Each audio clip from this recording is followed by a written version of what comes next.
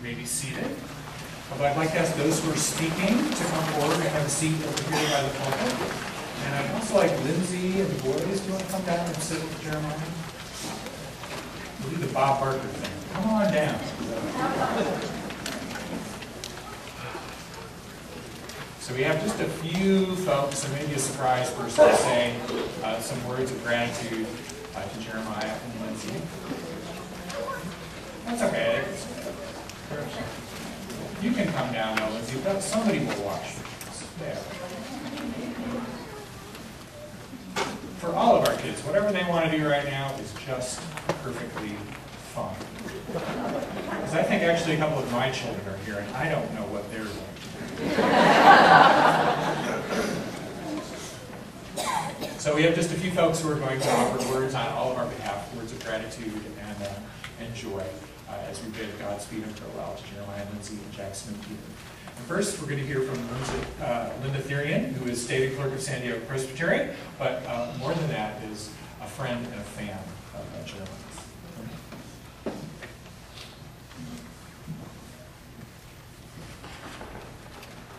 I'd really rather not be here. Anybody that knows Jeremiah and knows me, knows both of us, knows I don't want to see this day really happen. To be honest with you, my own church lost its pastor of 35 years a couple of years ago. He died. It was very unexpected but expected death. And we had this horrific void in our congregation, and I knew God was going to call Jeremiah. I even told Jeremiah that was going to happen, but it didn't. You see, he didn't have 8 years of experience as a head of staff, and that the committee didn't like. They wanted 8 years of experience. What's wrapped into Jeremiah is a heck of a lot more than 8 years of experience. This is an extremely gifted young man with talent that is beyond my imagination. During his time here, I have gone through some tremendous personal crises. My husband died. I had a lot of adjustments to make. Jeremiah was there for me all the time. So this is a very bittersweet day for me. I've actually had contact with Jeremiah since before he came to San Diego, because as stated clerk, I don't know if any of you know what a stated clerk is, or even care. And I think that's a truthful statement, but the fact of the matter is that I kind of call myself the legal beagle of the presbytery. All the polity and constitutional issues of the church come through my office. So before Jeremiah was ever the final candidate here, he'd been vetted by my office. So in my own way, I knew him even before he arrived. My first public experience with Jeremiah is one I will never forget. And that was at a presbytery meeting when he took a bold step and not a popular position on an issue. And he spoke passionately to it. And so I came to the really quick conclusion that I knew he was either crazy, delusional, or very, very smart. And as it turned out, he was very, very smart. He spoke with passion in a minority way about the Barnhart confession. And as far as I was concerned at that moment, you could have taken Barnhart and put it in the trash. Jeremiah had a great influence on my personal walk in faith with that confession. I thank him very much for that. You know, there's the old guard, new guard, young guard, etc. in any organization. In the presbytery hierarchy, the old guard usually pretty much runs the show. But we have a crop of young pastors in San Diego Presbytery that are just extremely special and very, very gifted. And Jeremiah is certainly one of those. So Jeremiah was asked to serve the Committee on Preparation for Ministry when he was still a green bean, in my opinion, with the Presbyterian Church and with the Presbytery. And he was asked to serve on one of the most coveted committees that one can be asked to serve. So what does he do? He makes such a mark on the committee, they ask him to chair it. Now that is completely unheard of. But so for the last, 4 years? 5? Or 3? Only 3? He has served faithfully the Committee on Preparation, and I have watched him challenge young seminarians as well as encourage them in ways that the old guard never could. So we have been very, very blessed by his talent, his dedication, his willingness to speak the truth in that arena. But I just like all the rest of you know, that his heart is really in Minnesota. And I know that he wants his children to have grandparents that are active in their lives, and this opportunity now presents itself. I have to say, he is loved, he's respected, he's admired, and he's followed. He is a uniquely special man. That said, I wanted to present him with some gifts that are of extraordinary value, that he will never be able to receive again anywhere else, and he probably should enshrine in a very special place in his new office. I have your tents. Anybody know what a tent is? It's a tent-shaped thing. It's his nameplate from the Committee on Preparation for Ministry. So he gets one of those. That's been with him for the last few years. And then he's been the chair of the Committee on Preparation for Ministry and sits on the executive committee. So Jeremiah, those are both for you, and please do cherish them. Make sure they get in the move. You know, it'll be fine. And finally, not any other pastor in this presbytery at this moment has this. I'm probably the only person, I'm not a pastor, but the only person who does have one. And that is the 2015-17 Presbyterian Church Book of Order.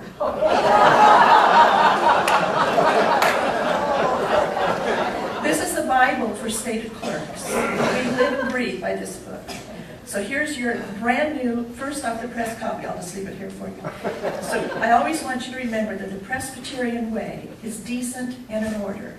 And I know you can do that, and you will do that, and you can teach Minnesotans a lot about this. Congratulations, Godspeed. Lindsay, it's been a joy to know you just here.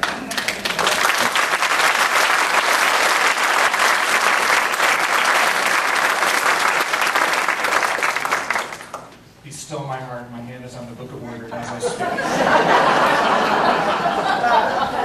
Now we'll hear from our own Betsy Barnhart.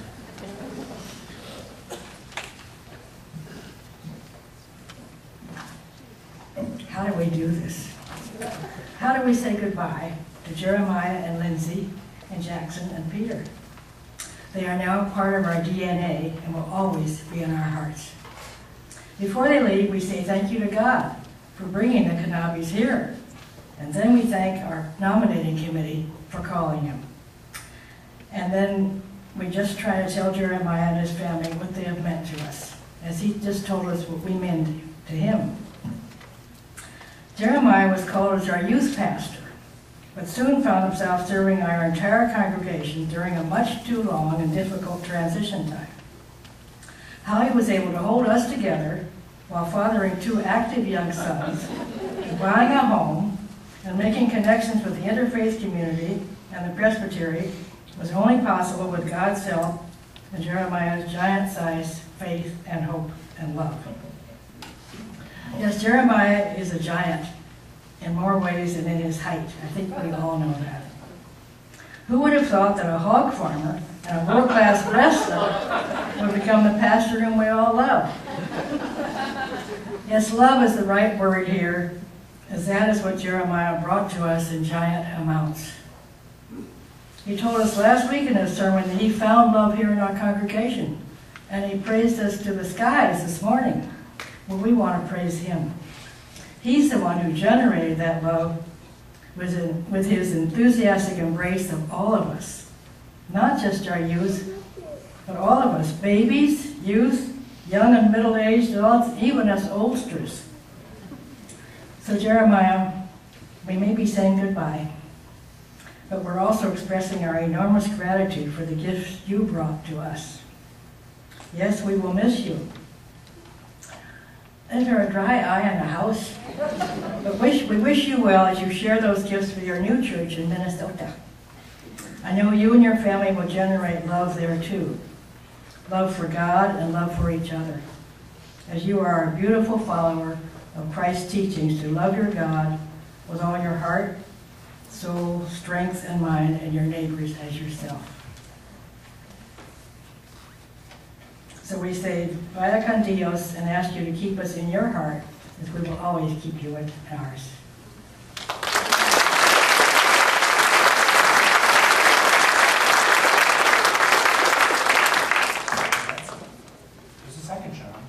playing with the order here. Rabbi Josh Burrows is the rabbi of the Jewish Cooperative San Diego, which very well, and we hope will soon be our neighbor here, right down, like right next door to us.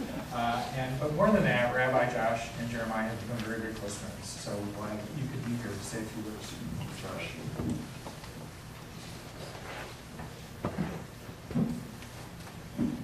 It's an honor to be here. My faith, there's a simple prayer that we say every morning.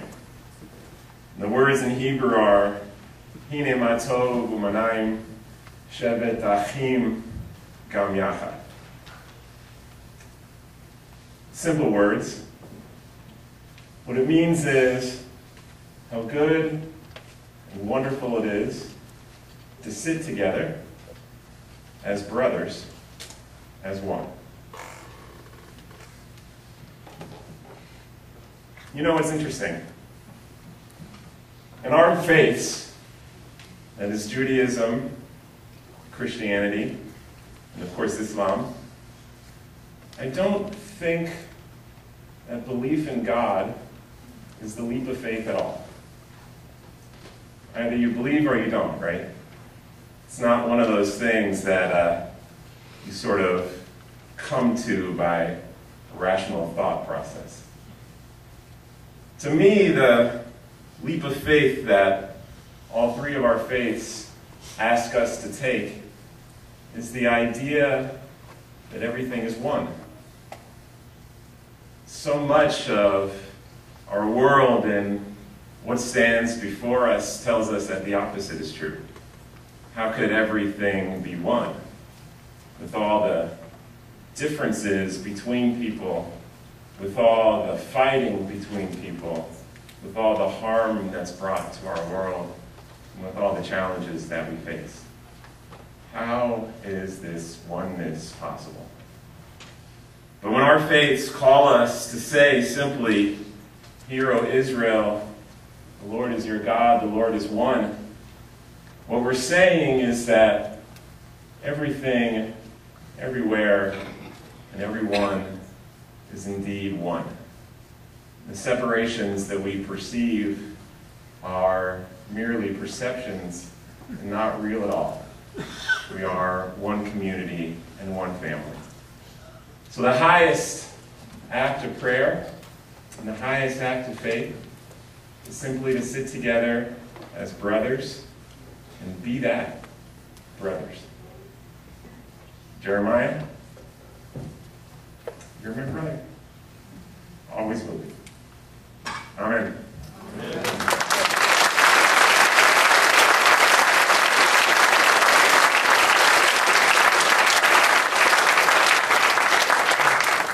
Thank you, Josh. And now, our own John Vanderpool.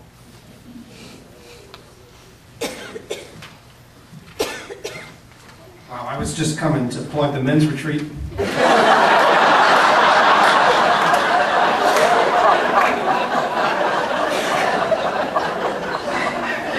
It is November 6th through the 8th. And maybe we'll take a motion to move it to January or February if you come. Think about that, January, February, and Duluth. So shabby. One of my enduring memories of the Kanabis is Jackson's running up to sit for the children's message every Sunday. Plaid shirt, bow tie, red shoes. My friend, that's great stuff. I love the Kanabis because during their precious time with us, Jeremiah, Lindsay, and their family have infused this congregation with just that enthusiasm, which we needed. In all that they do, have done, and all that they say, the Kanabis exhibit living out God's teachings of faith, discipleship, love, and inclusiveness. Rare gifts. We've borne witness to their passion and enthusiasm blossoming in all those that they've touched. Quiet Patrick, dancing, supervising a home building in Mexico? How about Jessica Reese, Jordan Wright, Stephen Forsythe, who are all in Minnesota last I checked, which is no small irony there. The loving praise from a circle of middle school and high school youth here last Sunday, that was special, and the list can go on. Back when the Associate Pastor Nominating Committee, which I had the honor to serve on with Ann and others, we met 5 years ago, and it was the first time we got to meet Jeremiah in person and Lindsay, and they were as much interviewing us as we were interviewing them. And it was at that meeting where, for the first time, they told us they were pregnant. And so we thought we were hiring a youth pastor, and it turned out it was a package deal. What a great special package. Well, I went home that night, and I told both my children, who were then in 5th grade and 8th grade, how excited I was about our new associate pastor. And I told them that he would, that you would, change their lives. And sir, you have. Thanks, Jeremiah, Lindsay, Jackson, and Peter. God bless you on your journey onward from us. We love you.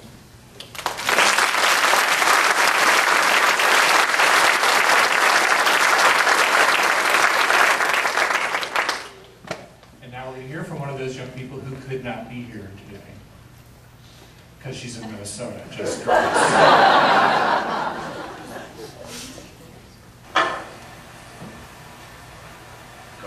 Hey Jeremiah, this is Jessica, and I just wanted to say goodbye to you on your final Sunday, because I can't be here. But I wanted to tell you how much of an honor and a joy and a privilege it has been to get to know you and to be your intern and to be your volunteer and to hang out with you and go to summer camps and drink lots of really good coffee. You are an inspiration and you motivate me and encourage me to do things that I would never do, like move to Minnesota and be a canoe guide. You have a strange ability to take a snapshot of someone's character and analyze it and understand them to the nth degree almost instantaneously, and that is a gift that I don't know very many people who have it, and I think it will serve you very well in your future in Duluth, where it is very cold. And I wish you luck, and I'm very sad that you're not going to be here anymore, because you are a blessing to this church, and we all love you a lot.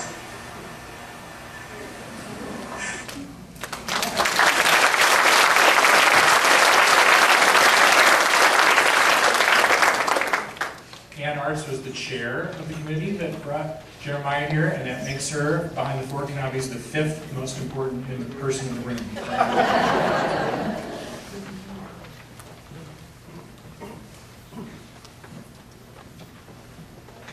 I am a scientist by training, but today is going to be a little history lesson.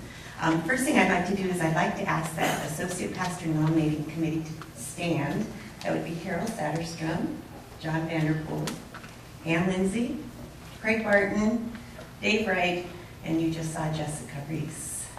So these were the people that worked so hard to bring Jeremiah here. Now for our history lesson. Nearly 5 years ago this summer, the Associated Pastor Nominating Committee was reviewing approximately 40 applications received for the youth pastor position.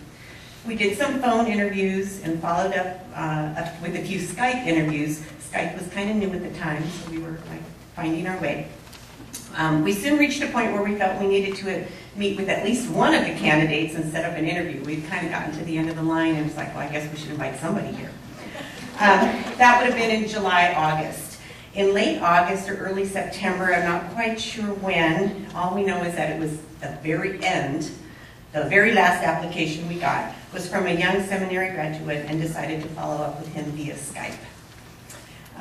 We used what is now Jeremiah's office because it was empty, set up the computer. Most of the committee crowded around the computer to interview Jeremiah Kanabi, and our first question to him was, how do you pronounce your last name? The interview lasted about half an hour. It was pretty standard questions. Nothing really hard, I don't think, for Jeremiah. But when we finished and we said our goodbyes and we sat there in silence for a moment, and someone in the group said, "Can we just hire him now?" To say he made an impression is an understatement. Because we'd already invited another candidate for a face-to-face interview, we felt we had to go ahead with that one, and then we thought we'd get Jeremiah to come during the same time. So the first week in December, we made arrangements. We set up the interview questions, what we were going to do, and it turned out to be about a 3-hour interview with Jeremiah and with Lindsay, who came at the same time. The Associated Pastor Nominating Committee immediately felt a connection with Jeremiah, and we made our recommendation. I called him to offer him the call to our church. Jeremiah was very kind. He said he was flattered, but he had also made arrangements to interview someplace else and didn't feel like he could give us a decision until he'd gone to this other interview. We were on pins and needles for the rest of the week, and a little while later Jeremiah called me, and I sent out an email that evening, and all it said was, he said yes. The rest, as they say, is history. Jeremiah and Lindsay have become part of CPC's family. They have developed relationships not only with the youth, but also with members at La Costa Glen. Their devotion and contribution to the church has been so apparent these last few years, as Jeremiah was our leader during this transition. When we called Jeremiah, the committee knew we wouldn't have him forever. He was too good, and we knew as he gained experience, he would be called somewhere to use his skills. Still, it is hard to let him go. We are so proud of you, Jeremiah.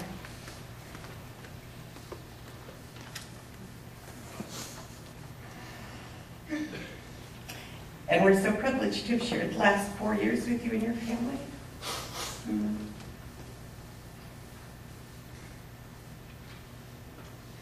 We wish you the best. We want you to know we wouldn't have changed anything. You'll always have a home here. Godspeed.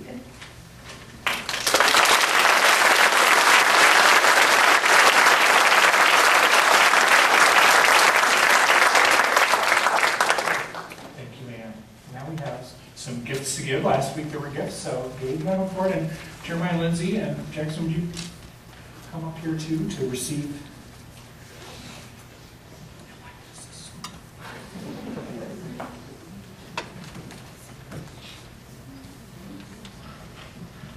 Jeremiah and family, we are going to miss you and your lovely family, and I'm happy to be giving you, and I know it's going to be a huge surprise. A goodbye.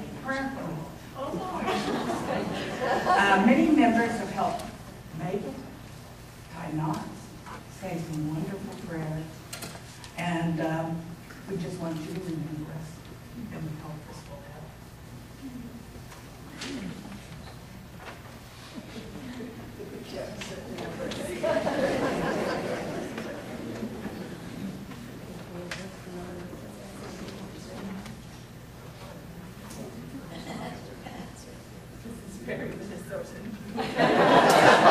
On one side, and the ocean on the other side. We knew how much you loved water, but we wanted you to get used to the canoes and the other little things. Don't work in the ocean.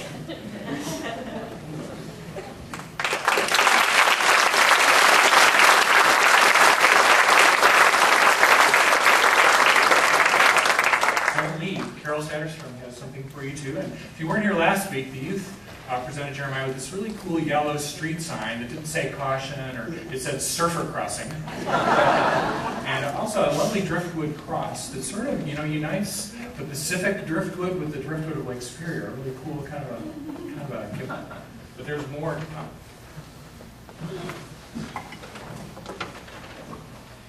This is going to be short and sweet because the waterworks started the minute we had our first opening hymn. So, first off, I have something for you, Jackson, and for your brother, if you want to open that.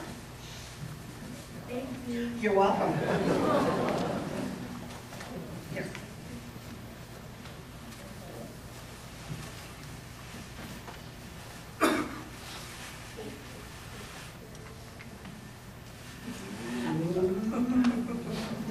Hold it up.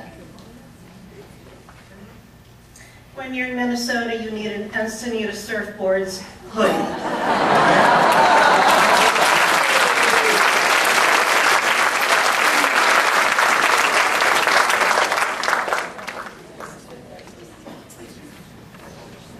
And this is a little simple you lived.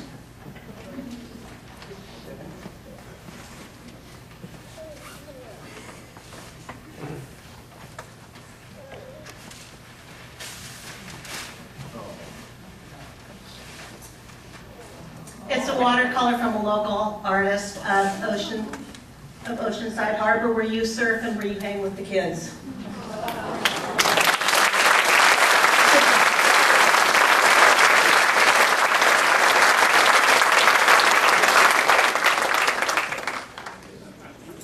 But there's more. And here's a little something to use as you see fit.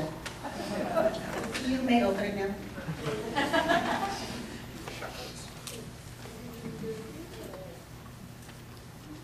Does that work?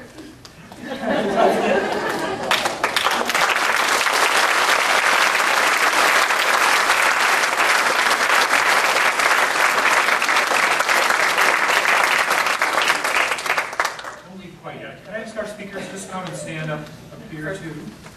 Maybe you'll have to. I'll scoot over. Let's have the Canabis move toward the table and the rest of you sort of behind them. Bob, you've been taking pictures. This might be a nice photo moment in a second here. Feel free to move around. Thanks. You know, last Sunday, Jeremiah read from Paul's first letter to the Philippians, which is a beautiful goodbye passage, that Paul wrote to the church that, well, he wouldn't call it his favorite church, but it probably does. And of course, we all know that this will always be your favorite church. Anyway, Paul wrote, I thank my God in all my remembrance of you, grateful for your partnership in the gospel from the first day until now. It is right for me to feel this way, for you hold me in your hearts.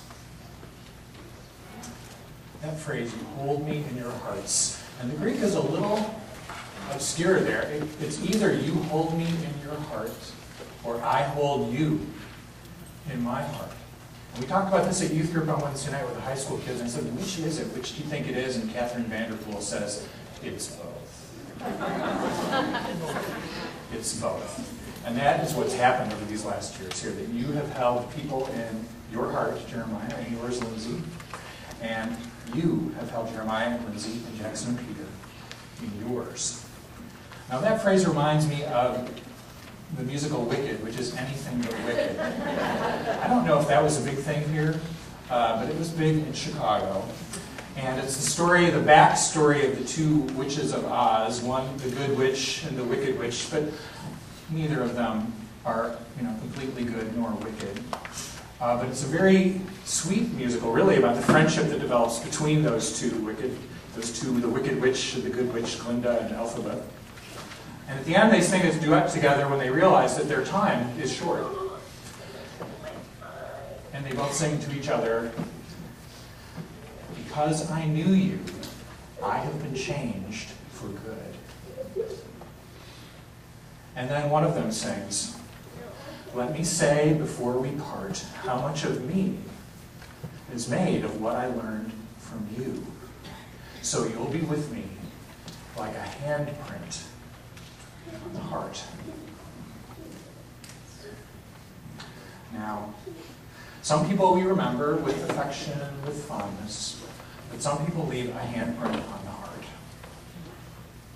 And you, Jeremiah and Lindsay and Jackson and Peter, you have left handprints all over our hearts here in this place.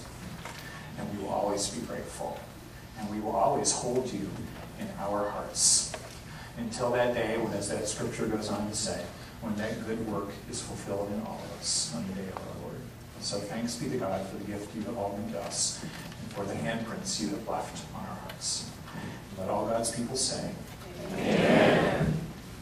Now, what I'd like you to do, you have been blessing us for years here, most literally in the benediction, many other ways. But this is our chance to bless the Canabi family. So what I'd like you all to do is just stay seated, because I think you can see better if you're seated. But we pastors, we raise our hands in the benediction. I would like you all to raise your hand. And together, with the words that are up there, the traditional Trinitarian benediction, let us all bless the Kanabi family at this moment. Join me. Jeremiah, Lindsay, Jackson, and Peter, may the grace of our Lord Jesus Christ, the love of God, and the fellowship of the Holy Spirit be with you now and always. Amen. You may be seated. You're all invited to do some final hugs.